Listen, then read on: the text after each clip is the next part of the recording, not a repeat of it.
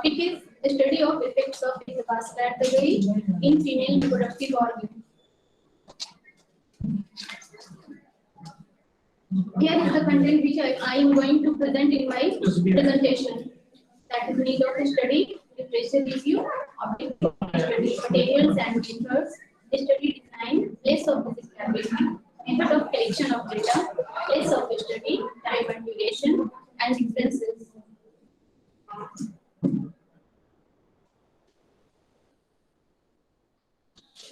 As we all know, female reproductive system is an important part of the body.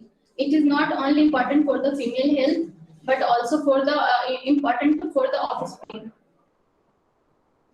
यूनानी system of medicine में बहुत सारे ऐसे तरीके बताए गए हैं और जिसको ध्यान में रखकर या जिसको फॉलो करके हम लोग इससे बहुत हद तक बच सकते हैं और साथ ही अपने हेल्थ और अपनी सेहत की हिफाजत कर सकते हैं.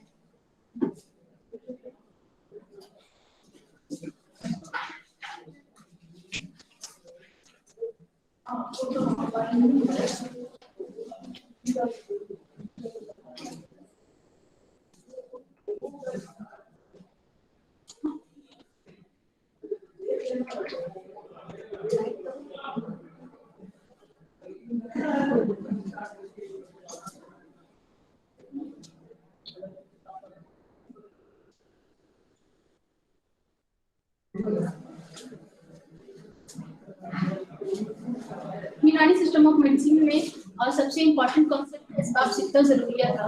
इसे हम लोग 6 एसेंशियल फैक्टर भी कहते हैं और जो हमारे बैलेंस्ड और हेल्दी लाइफ के लिए बहुत ही जरूरी है. एस्बाब-सित्ता ज़रूरिया में जो 6 एसेंशियल फैक्टर्स हैं उनमें हवा दैट इज एयर, माकूल व मशरूब that is food and drink, हरकत व सुकून बदनी that is physical activity and rest, हरकत व सुकून नफ्सानी that is mental activity and rest, नौम व यक़ज़ा that is sleep and awakefulness and इक़्तिबास व इस्तिफ़राग़ that is retention and evacuation.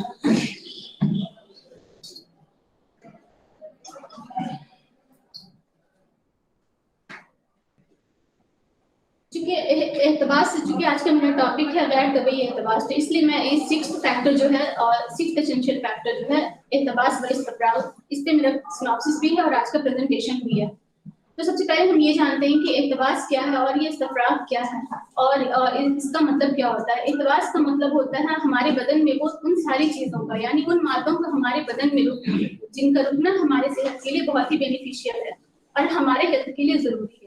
और इस्तिफ़राग़ का मतलब होता है उन सारे मादों का बदन से खारिज होना या उन फजलात का हमारे बदन से खारिज होना जिनका इखराज बहुत जरूरी है और हमारे सेहत के लिए भी इम्पोर्टेंट है.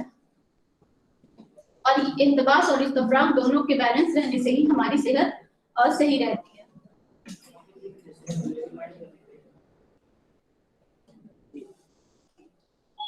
वो मादे जो हमारे बदन में जिनको रुकना चाहिए तभी तौर पे जो मादे को हमारे बदन में रुकना जरूरी है या फिर जिनका हमारे सेहत के लिए और हमारे बदन के तग़ज़िया के लिए जरूरी होता है उन सबका रिटेंशन जरूरी है हमारे बॉडी में. अगर और वो सारे मादे जिनका हमारे बदन से अखराज होना जरूरी है और अगर वो हमारे बदन में गैर तबी तौर से उनका इख्तिबास होने लगे, वो मतलब हमारे बदन में उनका रिटेंशन होना चाहिए जिनको यूजुअल तौर पे हमारे बदन से खारिज होना चाहिए. अगर उनका हमारे बदन में रिटेंशन होने लगे तो उससे बहुत सारे एडवर्स इफेक्ट पड़ सकते हैं और बहुत सारे अमराज हो सकते हैं.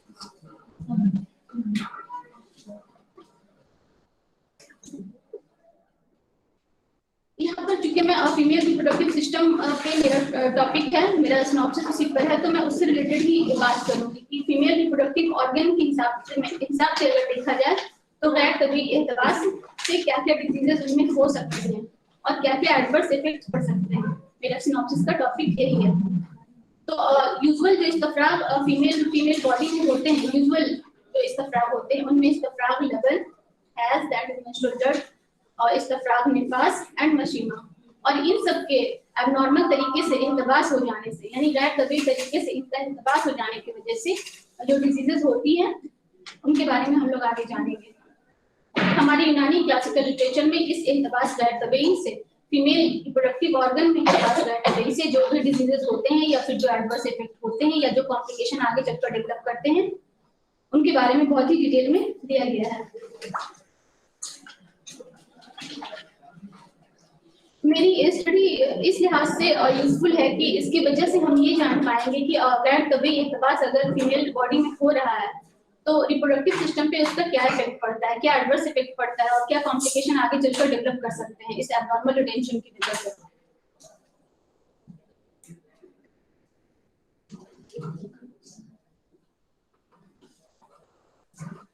यूनानी स्कॉलर्स ने इख्तिबास को 2 कैटेगरी में डिवाइड किया है, इख्तिबास तबई एंड इख्तिबास गैर तबई। हम लोग जानते हैं कि इख्तिबास तबई और इख्तिबास गैर तबई में फर्क क्या है, दोनों को क्यों अलग अलग डिवाइड किया गया है। तो वो सारे मादे जिनका बदन में रुकना जरूरी है तभी तौर पे, जो हमारे सेहत के लिए बेनिफिशियल है, तग़ज़िया प्रोवाइड करते हैं, जिनसे हमारे सेहत को फायदा होता है, तो उन सारे मादों का हमारे बदन में रुकना, दैट इज इख्तिबास तबई। ये तबई तौर से इख्तिबास होना इसका हमारे लिए, हमारे सेहत के लिए जरूरी है। लेकिन अगर इनका एबनॉर्मल तरीके से रिटेंशन होने लगे तो उसकी वजह से इख्तिबास गैर, तो फिर उसे हम लोग इख्तिबास गैर तबई कहते हैं। जिन चीजों का बदन से इखराज होना चाहिए अगर वो हमारे बदन में रुक रहे हैं, उनका रिटेंशन हो रहा है, तो वैसे केस में हम उसे इख्तिबास गैर तबई कहते हैं।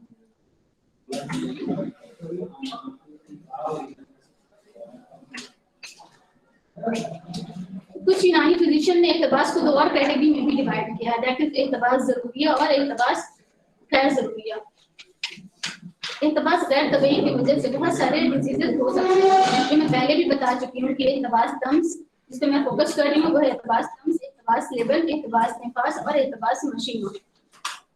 यूनानी पॉइंट ऑफ व्यू से अगर देखें तो यहाँ अमराज को 2 कैटेगरी में डिवाइड किया गया है, अमराज मुफरद एंड अमराज मुरक्कब।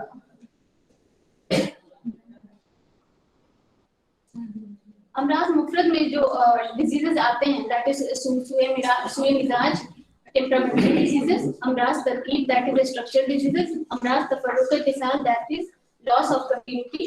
अमराज मुरक्कब में अगर 2 से ज्यादा मुफरद अमराज अगर जमा है, 2 से ज्यादा हो या 2 कम से कम, उस कंडीशन में हम लोग उसे अमराज मुरक्कब कहते हैं। अमराज सुई मिजाज की अगर बात करें तो इसकी वजह से ताफुन हो सकता है, हमारे बॉडी में हरारत गलीजिया जो होती है, जो हमारे सेहत की मुहाफिज है और बहुत इंपॉर्टेंट उसके अफाल होते हैं, तो वैसे केसेस में एक तो ताफुन हो सकता है, दूसरा हमारे बॉडी की जो इनेट हीट है, हरारत गलीजिया, वो घट जाती है।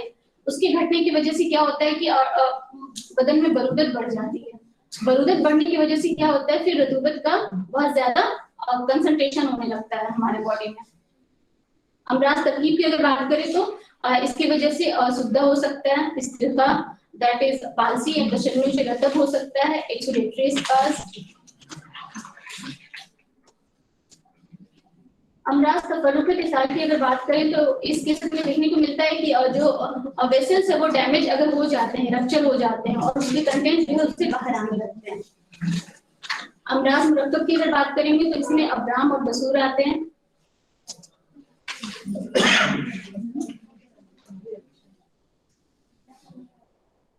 फीमेल रिप्रोडक्टिव सिस्टम में जो पार्ट्स हैं, इंपॉर्टेंट पार्ट्स में ovaries, fallopian tube, uterus, vagina, vulva और breast female accessory reproductive organ में आता है। इख्तिबास गैर तबई की वजह से फीमेल में जो डिजीजेस होते हैं आमतौर पर,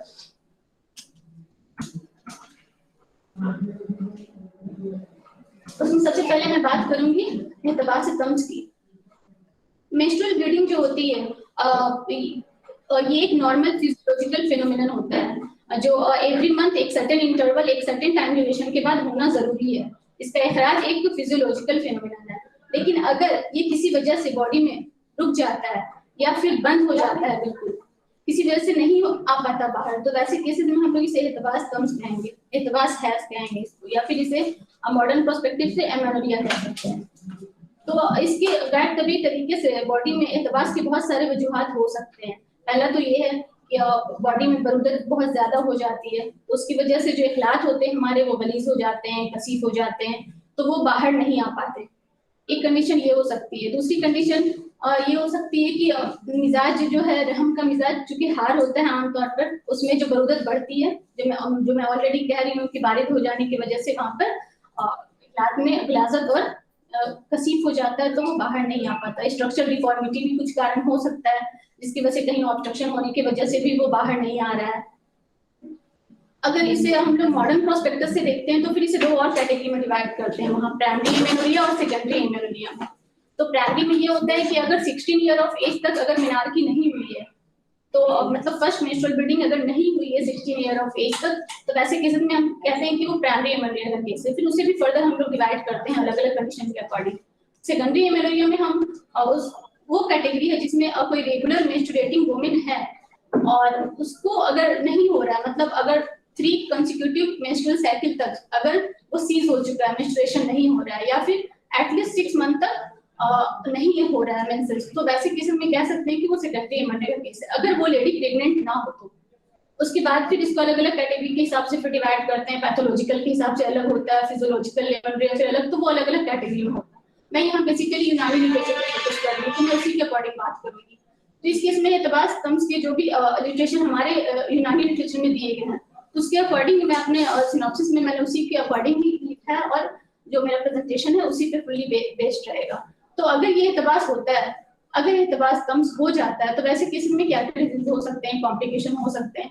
ऐसे तो बहुत सारे हमारे मेंशन है यूनानी लिटरेचर में, उन्हें सबको कलेक्ट करना होगा, लेकिन जो मैंने मुझे जो अभी तक मिला है उसमें बर्मेरहम खास तौर पर मैंने देखा है, ज़ोफ़े हज़म देखा है और इस ये सबका बहुत ज्यादा जिक्र मिलता है, चाहे वो कामलिस सना में मिलता है, ज़फ़ीरा ख्वारिज़म शाही और बाकी अदर्स बुक में भी इसका काफी डिटेल में दिया हुआ है। दूसरा जो इम्पोर्टेंट एहतबास जो हो जाता है फीमेल रिप्रोडक्टिव ऑर्गन में, वो एहतबास लगन होता है। That is the tension of breast milk.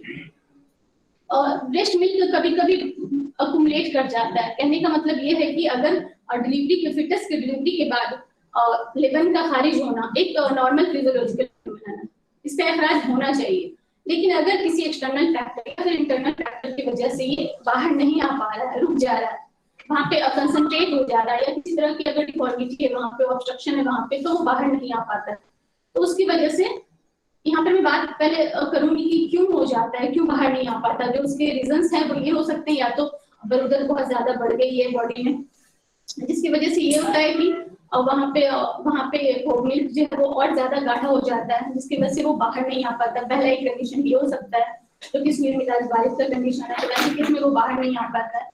दूसरा कंडीशन ये है कि वहाँ पे जो लैक्टिफेरस डक्ट होते हैं वहाँ पे किसी तरह का ऑब्स्ट्रक्शन डेवलप कर जाता है, तो वैसे केसेस में भी ब्रेस्ट मिल्क बाहर नहीं आ पाता है। तो वैसे केसेस को हम लोग या तो फिर लैक्टल सिस्ट कहेंगे, लैक्टोसील भी कहा जाता है उसे, तो वैसे केसेस में भी मिल्क बाहर नहीं आ पाता।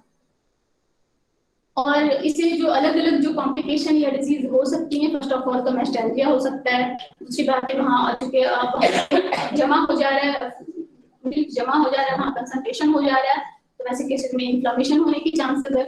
अगर और आगे फर्दर वो डेवलप करता है तो फिर वहाँ इन्फेक्शन हो सकते हैं, पस का सिक्रीशन हो सकता है, ब्रेस्ट एब्सेस हो सकता है।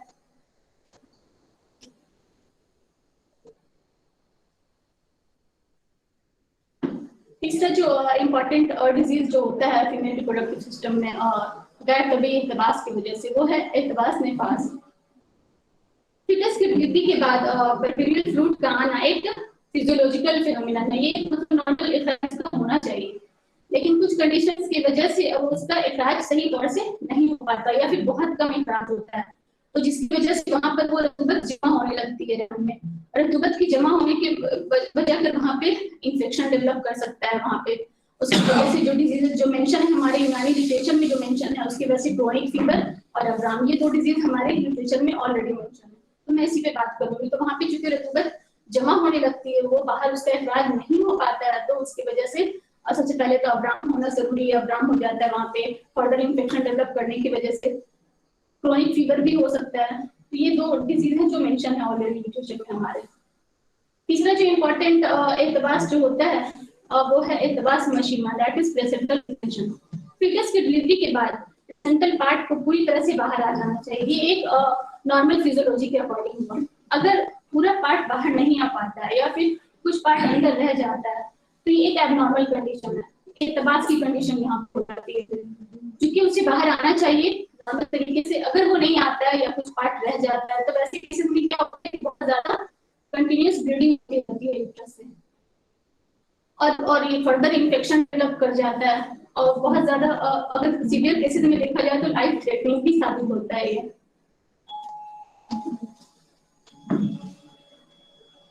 मेरे स्टडी का मकसद यही है कि फीमेल रिप्रोडक्टिव ऑर्गन में जो लाइफ कभी एडवांस की वजह से जो डिजीजेस हो सकती हैं, जो एडवर्स इफेक्ट्स होते हैं या जो कॉम्प्लिकेशन फर्दर डेवलप करते हैं, उन्हें एक्सप्लोर करना और उन्हें कंपाइल करना, यही मेरे स्टडी का मकसद है।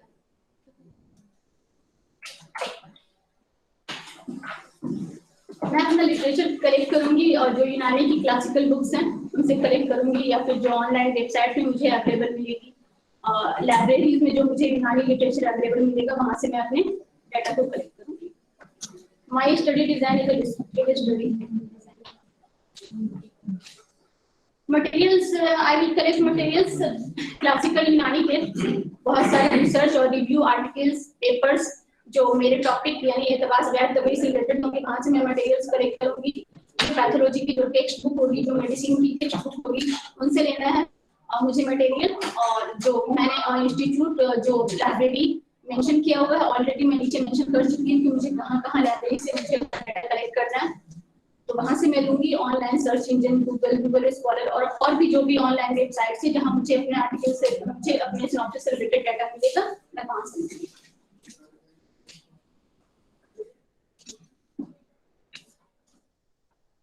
प्लेस ऑफ विजिट लाइब्रेरी, जो मुझे अपने रिसर्च इससे रिलेटेड जो भी मुझे लिटरेचर की जरूरत होगी या उससे रिलेटेड जो भी मुझे डाटा की जरूरत होगी, मैं फॉलोइंग लाइब्रेरी से मैं लेना चाहूंगी।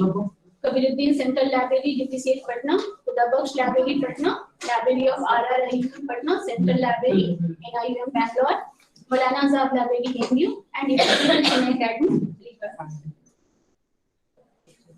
Method of collection of data, और जो भी एग्जिस्टिंग लिटरेचर जो मुझे मिलेंगे और जो मैं सर्वे करूंगी, जो लिटरेचर मुझे मिलेंगे अपनी टॉपिक से रिलेटेड, वो मैं कलेक्ट करूंगी। फिर उसे सिस्टमाइज करना, फिर उसे कॉम्प्रिहेंसिव मैनर में उसे अरेंज करना है। Then I will make explanatory notes, further फिर लिटरेचर रिव्यू करना है मुझे, observation, discussion and then conclusion. Place of study government degree college and hospital Patna. Time and duration of my studies 18 months। Investigation, intervention, my study require no any investigation, no intervention to be conducted on patient or animals. Ethical clearance, I need no ethical clearance. These are my references.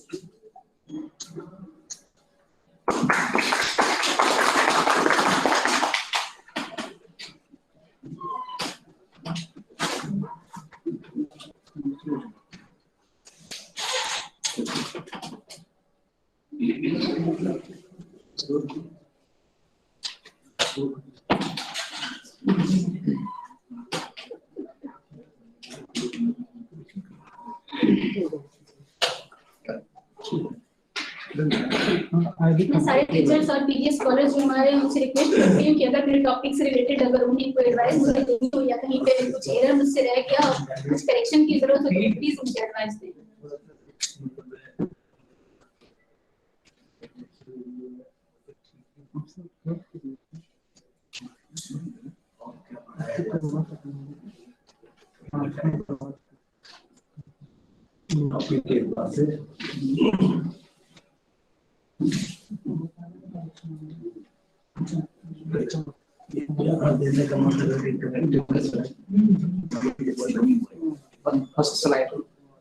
First slide.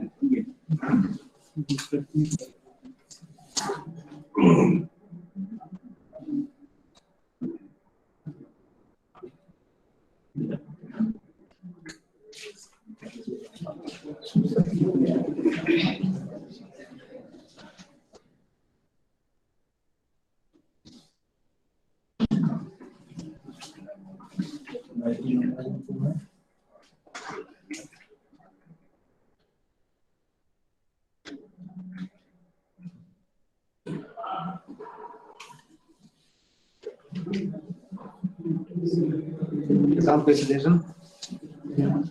हम लोग भी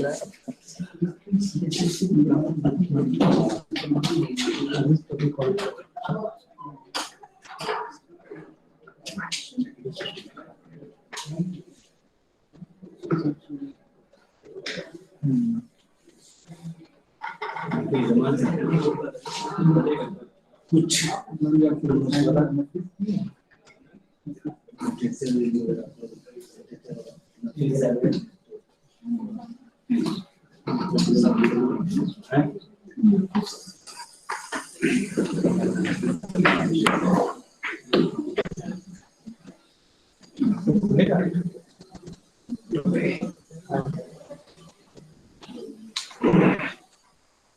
सभी को suggestion है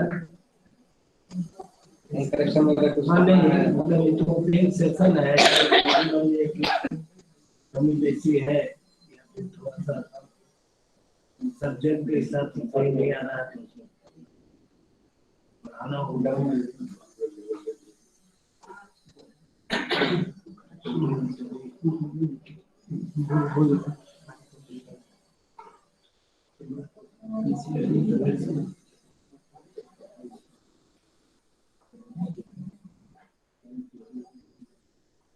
PCOD इसमें add नहीं हो सकता जी पॉलीसिस्टिक ओवेरियन हाँ डिजीज बिल्कुल है इसमें ऐड हो सकता है, क्यों नहीं। बहुत सारे, मैंने बोला कि बहुत सारे उसके फैक्टर्स हो सकते हैं। जो आप एडवांस की बात कर रहे हैं ना, उसकी वजह से बहुत सारे हो सकते हैं उसमें डिजीजेस, कॉम्प्लिकेशन उसकी बहुत ज्यादा है, लेकिन मैंने कुछ ही मेंशन किया हुआ जो ऑलरेडी रिलेटेड है। या सिंपल सिस्ट जो हाँ वो सब हो सकते हैं बहुत सारे, मैंने पहले ही बोला था, लेकिन जो लिटरेचर में मेंशन है मैंने सिर्फ उन्हीं का फोकस किया है। पहले बात से गैर तबई से उग्र हो सकता है यार इनफर्टिलिटी और कॉम्प्लिकेशन अगर ज्यादा डेवलप कर जाती है बास की वजह से तो मे भी हो सकता है, लेकिन कहीं डायरेक्टली लिटरेचर में नहीं मेंशन है। बिना बुक के अलावा ऐसे सोच के बताओ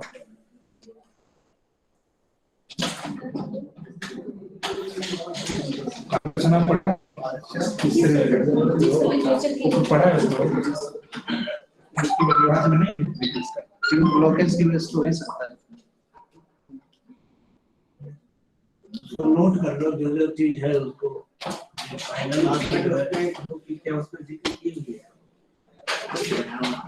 जो जो मतलब सजेशन में नोट कर लो उसको ऐड करने लगे एतबास की वजह से कैसे ऊपर होगा, अगर माता बलगमी होगा तो कैसे होगा पढ़िएगा उसमें काफी सुना। अगर रहम के अंदर बलगम ज्यादा जमा हो जाता है ना तो इम्प्लांटेशन नहीं होता, हैबिचुअल अबॉर्शंस होते हैं, सब्जेक्ट है काफी सुना। तो रहम की संभाल मामला है तो कुछ कई तरीके से एतबास करने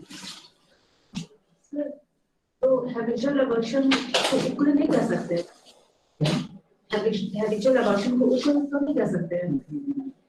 मैंने अबॉर्शन की बात कही उसकी वजह से उकुर तो एक अलग सही क्वेश्चन है, हम लोग नहीं खाएंगे, लेकिन दोनों चीजें होंगी। इनफर्टिलिटी होने की वजह ये होती है कंसेप्शन नहीं होना है ना।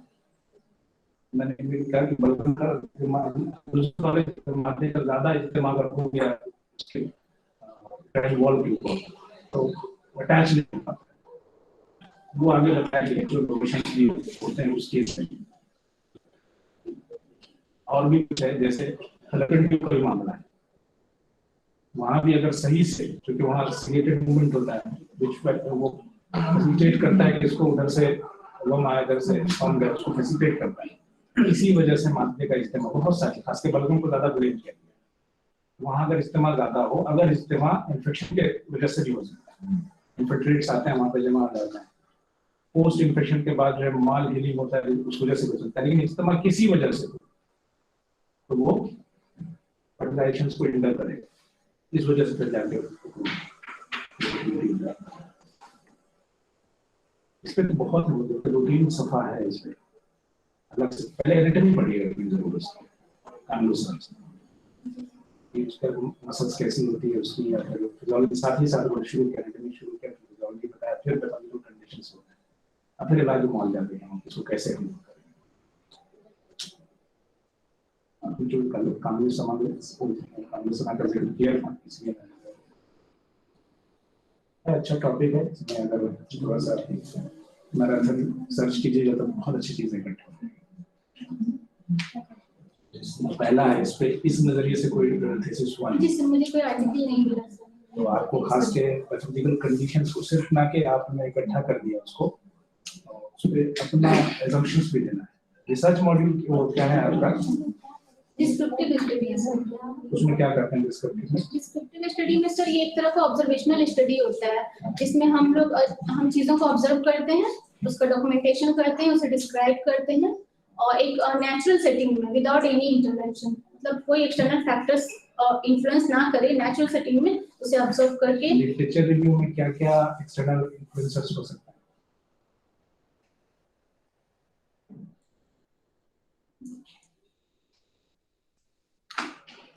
क्लिनिकल में तो सामने नजर आता है, इसमें क्या हो सकता है?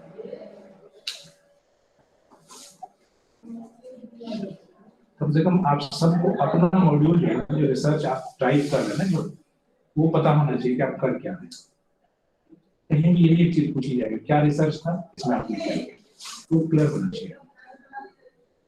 हर कोई ना कोई रिसर्च मतलब में रखा होगा आपने, मेथोडोलॉजी में लिखा होगा रिसर्च क्या है आपका, किस तरह का रिसर्च आप कर रहे हैं। तो सही है इसको आप कर, लेकिन इसमें क्या इन्फ्लुएंसर हो सकता है आपने बताया? एक्सटर्नल इन्फ्लुएंस का मतलब होगा कि अपनी तरफ से कुछ नहीं ऐड करना उसमें। मींस अगर जो हमें दिख रहा है उस एनवायरनमेंट में जो नेचुरल हो रहा है, बस उसी को नोट करना है, उसी को डॉक्यूमेंटेशन करना है। तो मैं पूछ रहा हूं खुद का कुछ क्या क्या अपने मन से लोग ऐड कर सकते हैं?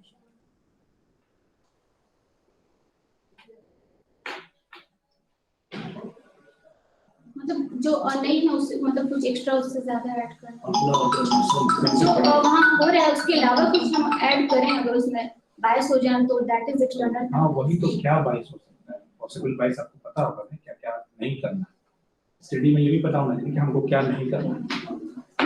तो क्लिनिकल में तो बहुत समझ में आता है, एनिमल में बहुत क्लियर कट होती है बात करनी, इसमें क्या हो सकता है?